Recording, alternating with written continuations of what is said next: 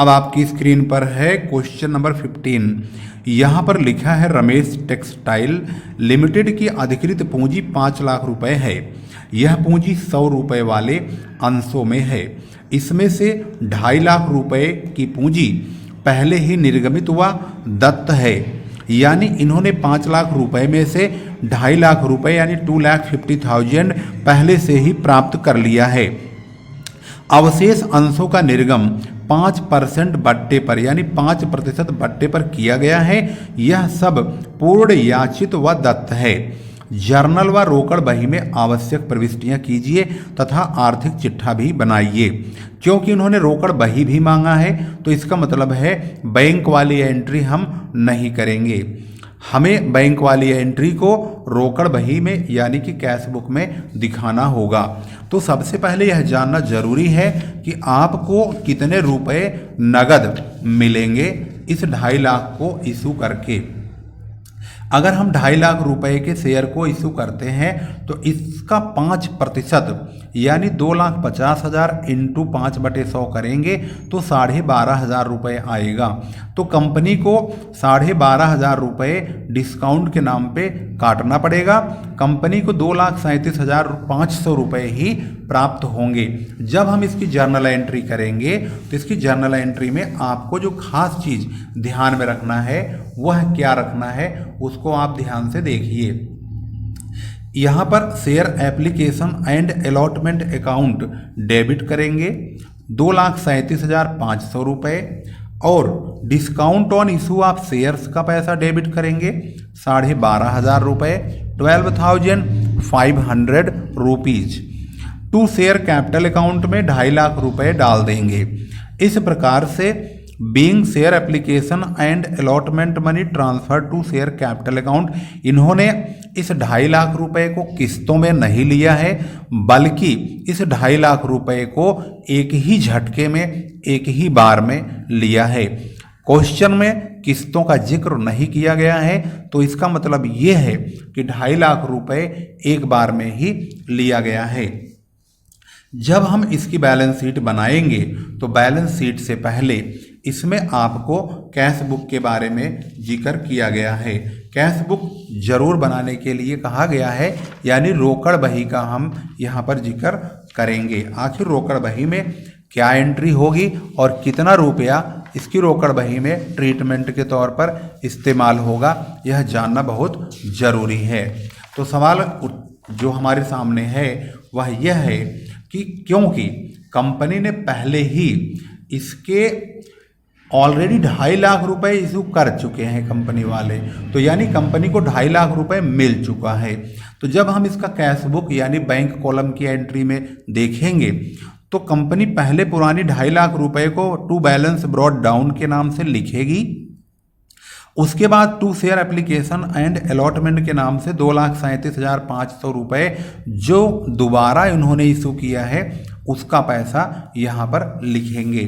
Total 4,87,500 रुपये by balance CD के तौर पर और टोटल के तौर पर लिखा जाएगा। यानी कंपनी के पास इस वक्त 4,87,500 रुपये मौजूद है।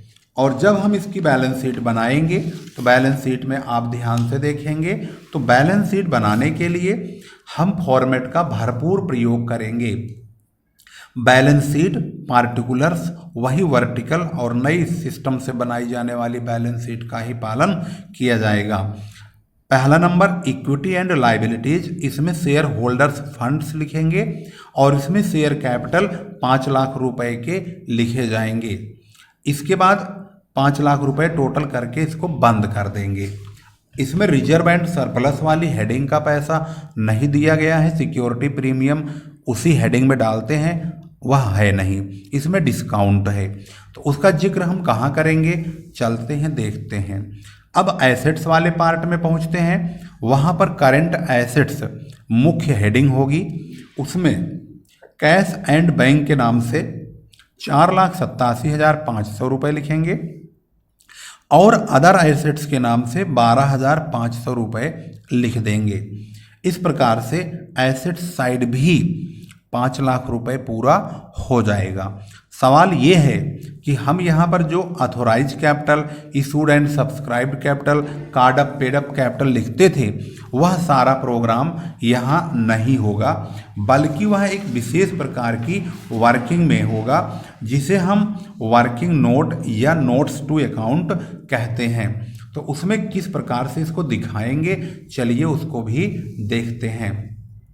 जब हम नोट्स टू अकाउंट में इसका वर्किंग दिखाएंगे तो यहाँ पर आप ध्यान देंगे तो यहाँ पर नोट्स टू अकाउंट एक वर्किंग का रूप होता है नई बैलेंस शीट के अकॉर्डिंग। तो इसमें हम वो तमाम चीज़ें लिखते हैं। शेयर कैपिटल मुख्य हेडिंग होगी, उसमें अथोराइज्ड कैपिटल 5000 शेयर्स 100 रुपये के हिसाब से 5 लाख रुपए हैं, इसको बंद कर देंगे। Issued and subscribed capital 2500 share, इनके 100 रुपये ईच पहले से ही ऑलरेडी इशूड हैं।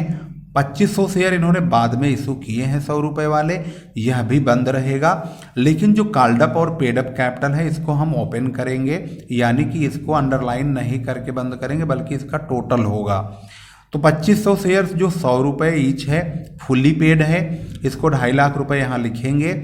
2500 शेयर 100 रुपीज़ ईच, जो कि डिस्काउंट पे इशू हुआ था, लेकिन शेयर कैपिटल तो पूरी ही लिखी जाएगी, तो यहाँ पर पैसा काट के नहीं लिखा जाता। अगर यहाँ पर डिस्काउंट होता है तो डिस्काउंट यहाँ पर इग्नोर कर दिया जाता है, पूरे शेयर के पैसे यहाँ लिखे जाते हैं। और जब हम बैलेंस शीट बनाते हैं तो वहाँ पर जो एसेट साइड की वर्किंग होती है उसमें अदर एसेट्स नाम से हमने लिखा हुआ है। तो वह अदर एसेट्स है क्या? वह अदर एसेट्स है discount on issue of shares. उसकी वर्किंग नोट में हम दिखाएंगे कि आखिर यह 12,500 रुपये कहाँ से आया है।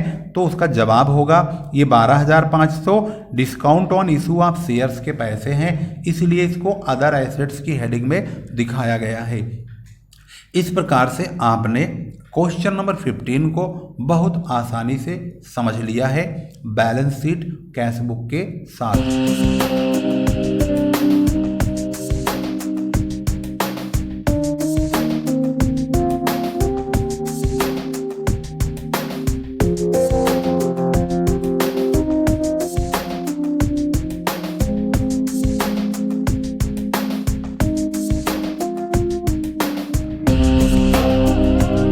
अब आपके सामने मौजूद है क्वेश्चन नंबर 17। नटवरलाल लिमिटेड ने 10 रुपये मूल्य वाले 20,000 अंशों का निर्गमन किया, जिन पर 2 रुपये प्रार्थना पत्र पर, 3 रुपये आवंटन पर, 3 रुपये प्रथम याचना पर तथा शेष द्वितीय तथा अंतिम मांग पर देय था।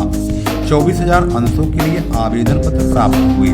22,000 अंशों के आवेदन पत्र देने वाले को 20,000 अंशों का आवंटन कर दिया गया और शेष की रकम लौटा दी गई।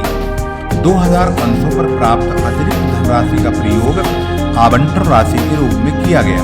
प्रत्येक किस्त 1 माह के अंतर से मांगी गई। निम्न अंशों के अतिरिक्त सभी अंशों पर पूरी रकम प्राप्त हो गई। 800 अंशों पर अंतिम किस्त अदत्त है। ध्यान रखेंगे 800 अंशों पर यानी कि 800 शेयर्स के पैसे फाइनल कॉल पे नहीं मिले। 1000 अंशों पर प्रथम तथा अंतिम किस्त अदत्त है, यानी फर्स्ट एंड फाइनल कॉल पर 1000 शेयर का पैसा रुक गया। कंपनी की पुस्तकों में उपयुक्त व्यवहारों का लेखा कीजिए तथा कंपनी का आर्थिक चिट्ठा भी तैयार कीजिए। चलिए इसके सॉल्यूशन की ओर। इससे पहले कि हम आपको सॉल्यूशन बताएं, इसमें आपको 2 पॉइंट ध्यान रखना होगा। कंपनी की जो आर है यानी रिक्वायरमेंट है वो 20,000 की है। जो एप्लीकेशन आता है वो 24,000 यानी कि 24,000 का आता है। 24,000 में से उन्होंने 22,000 अंशधारियों को यानी 22,000 अंशों को इन्होंने 20,000 शेयर दिया है, बाकी रकम उन्होंने लौटा दी है। इसका मतलब है कि 22,000 में से 2,000 के पैसे वापिस गए हैं और 20,000 वालों को इन्होंने अलॉट किया है शेयर, और 2,000 अंशों पर प्राप्त अतिरिक्त धनराशि का प्रयोग आवंटन राशि के रूप में किया गया है। तो अब आइए चलते हैं इसका वर्किंग चेक करते हैं, आखिर इसकी वर्किंग कैसे बनेगी। ध्यान देने वाली बात यह है, यहाँ पर देखेंगे तो वर्किंग बहुत बेहतरीन समझना है आपको। क्वेश्चन के मुताबिक आर यानी कि रिक्वायरमेंट, कंपनी की रिक्वायरमेंट है 20,000 और कंपनी के पास जो एप्लीकेशन आता है वह आता है 24,000 का। कंपनी ने साफ साफ कहा है कि हमने 2000 शेयर के पैसे रिजेक्ट कर दिए हैं, यानी 2000 शेयर के पैसे हमें रखने नहीं हैं। इसके बाद उन्होंने ये कहा कि 22,000 शेयर होल्डरों को हमने 20,000 पैसे उनके रख लिए हैं और उनका पैसा रख करके उनको शेयर हमने अलॉट कर दिया है। लेकिन जो 2000 शेयर के पैसे एक्स्ट्रा बैठ रहे हैं, बच रहे हैं, उनको हम अगली कॉल पे यानी कि अलॉटमेंट पे ट्रांसफ़र कर देंगे।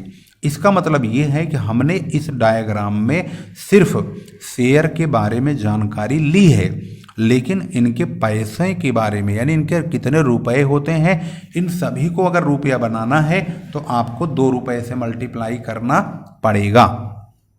इस प्रकार से आप क्वेश्चन पर पूरी नज़र बना के रखिए। जब हम देखते हैं ध्यान से तो कंपनी को 24,000 शेयर की एप्लीकेशन प्राप्त होती है, लेकिन कंपनी को 20,000 शेयरों के पैसे की ही ज़रूरत है।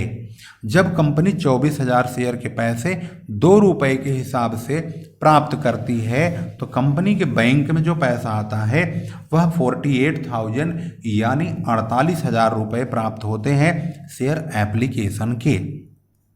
कंपनी शेयर एप्लीकेशन के इस 48,000 को 2 भागों में बांटती है।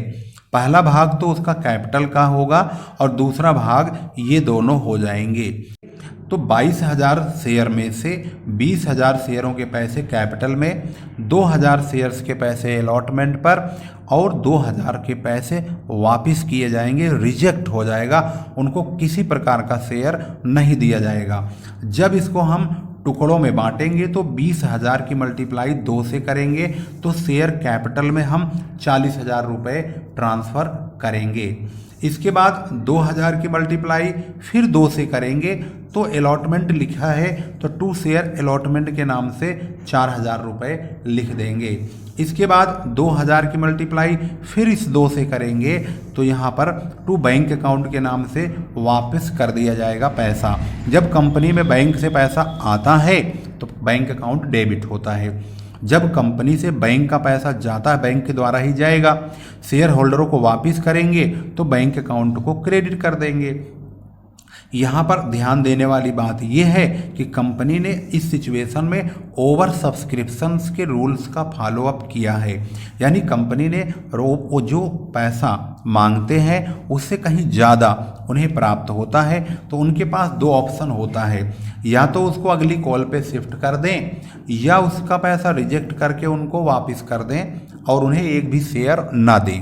तो इन्होंने जो 4,000 के पैसे फालतू आए, क्योंकि इनके पास 24,000 की एप्लीकेशन आई तो इन्होंने 2 दूनी 4 इसके पैसे 4,000 वापस किए और 2 दूनी 4 इसके पैसे भी 4,000 वापस कर दिए और 20,000 इंटू 2 इसी से मल्टीप्लाई करेंगे, इनकी भी और इनकी भी, तो इनके पैसों का पता चल जाएगा। तो 20,000 इंटू 2 40,000 शेयर कैपिटल में ट्रांसफ़र कर दिए जाएंगे। तो उनको इस प्रकार से हम यहाँ पर एनालाइज कर देंगे। इसके बाद अगली कॉल होगी 20,000 से, यानी कि अब हमें 24,000 से मांगने की ज़रूरत नहीं है क्योंकि हमने शेयर होल्डरों को 20,000 शेयर ही देना है। तो अब उनसे कॉल भी हम 20,000 से ही करेंगे। 20,000 इंटू 3 20 3 60,000, तो 20 3 60,000 जब हम यहाँ करेंगे तो share allotment account debit to share capital account 60,000 लिखेंगे। लेकिन जब हमें बैंक से पैसा लेने का नंबर आएगा तो हम क्योंकि अलॉटमेंट के नाम से पहले ही 4,000 रुपये ले चुके हैं तो अब हम यहाँ अलॉटमेंट पर 56,000 ही रिसीव करेंगे। 4,000 रुपये यहाँ पर कम हो जाएगा क्योंकि अब हम अलॉटमेंट की कॉल कर रहे हैं तो अलॉटमेंट पर जो शिफ्ट किया गया है पैसा जो ट्रांसफ़र हुआ है वह पैसा यहाँ एडजस्ट होकर कट जाएगा, सिर्फ हमें 56,000 ही प्राप्त होंगे।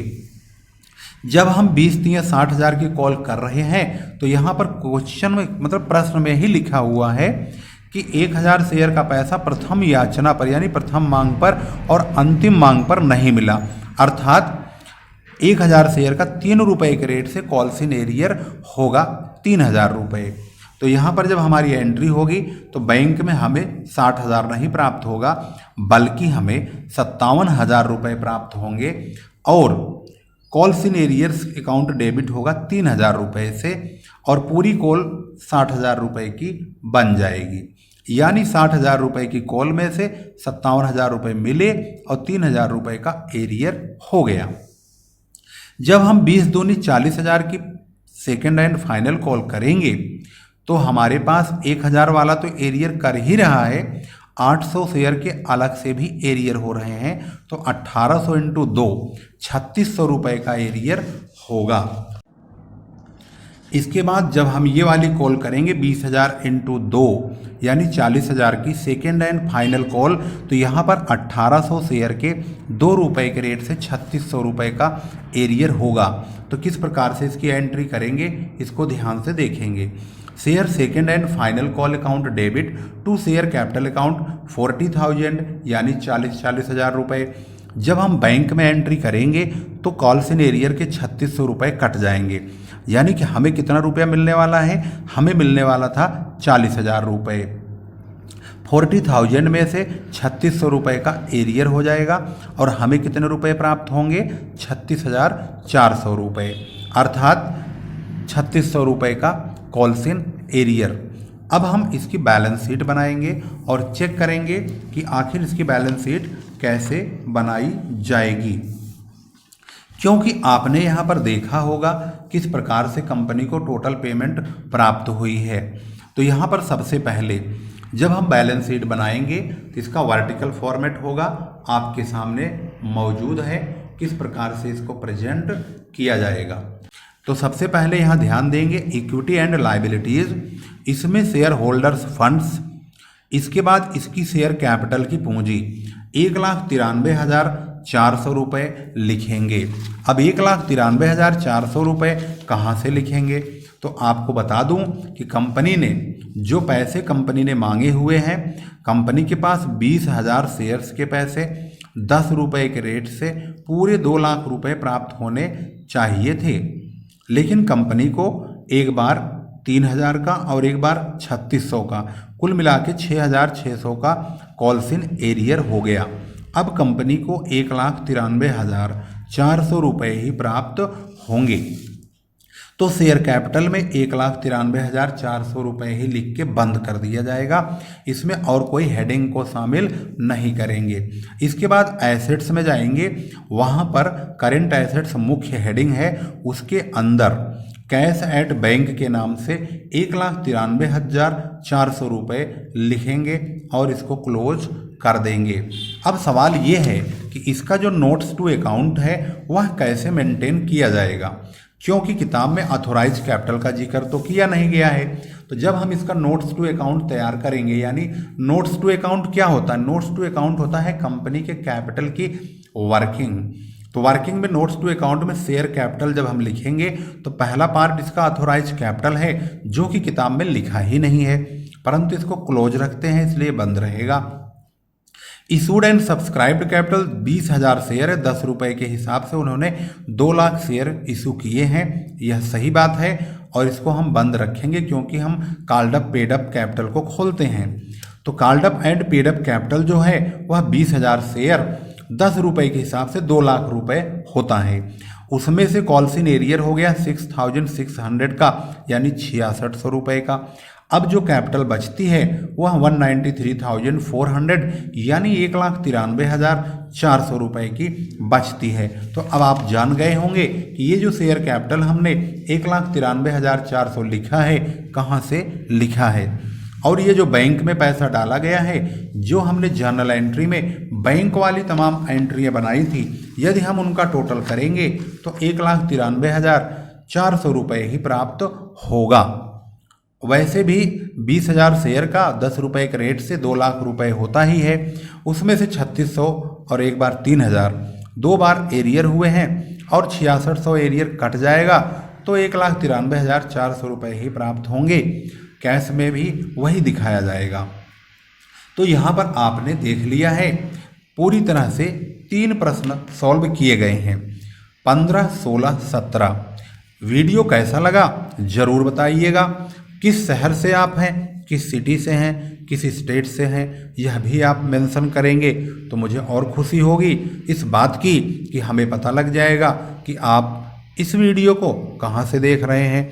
ये वीडियो कहाँ तक पहुँच रही है, कितने लोगों तक, किस प्रकार के छात्र कहाँ से हैं, यह भी हमें पता लग जाएगा। कमेंट में आप ज़रूर बताइए। यदि आपकी कोई क्वेरीज हो या कोई अच्छा सुझाव हो तो वह भी आप बताइएगा, ताकि मुझे एक प्रेरणा मिले और आगे बढ़ने का एक जुनून, एक जज्बा बने माइंड में, मस्तिष्क में। हमें और कुछ करना है इस बात के लिए। फिर लेकर आएंगे आपके लिए खास और महत्वपूर्ण वीडियो जो होगी बहुत ज़्यादा लाभदायक आपके लिए। इस बात का आपसे एक रिक्वेस्ट होगा कि आप वीडियो को देखने के बाद शेयर अवश्य कीजिएगा यदि आपको अच्छा लगता है। अगर आपको यह चैनल अच्छा लगता है, इस पे पढ़ना अच्छा लगता है, तो आप इस वीडियो को अन्य छात्रों तक पहुंचाने में हमारी मदद अवश्य कीजिए। आप चाहे जैसे इसको अपलोड कीजिए, डाउनलोड कीजिए, जो मर्जी वो करिए, लेकिन जब आप पढ़ लें, समझ जाएं, तो इस वीडियो के बारे में अपने क्लास में, अपने कक्षाओं में ज़रूर जिक्र ज़रूर करिएगा और उनसे यह चैनल सब्सक्राइब करवाइए और इसकी वीडियो उनको बताइए। इस वीडियो का लिंक दीजिए ताकि वो इस वीडियो को देखें और उन्हें भी नॉलेज प्राप्त हो। फिर लेकर आएंगे एक नई वीडियो। तब तक के लिए नमस्कार, जय हिंद, जय भारत।